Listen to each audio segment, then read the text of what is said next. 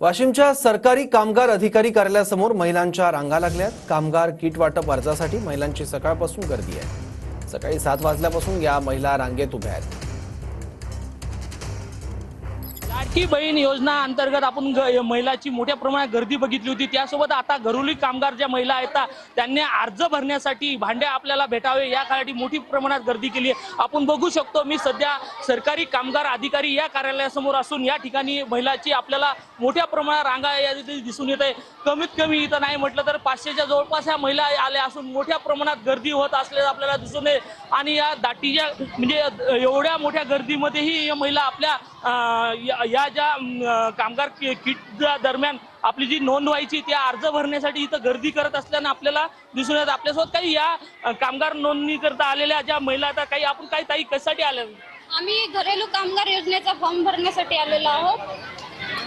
काय म्हणजे काय म्हणजे तुम्हाला काय काय भेटणार आहे याच्यातून भरलं? याच्यातून भांडे वगैरे मिळणार आहे म्हणते, असं आलं आहे त्याच्यात लिहून। बाकी तर माहित नाही काय किती भांडे असतील का असतील असं सांगितलं का? 10,000चे भांडे वगैरे असं काहीतरी आहे।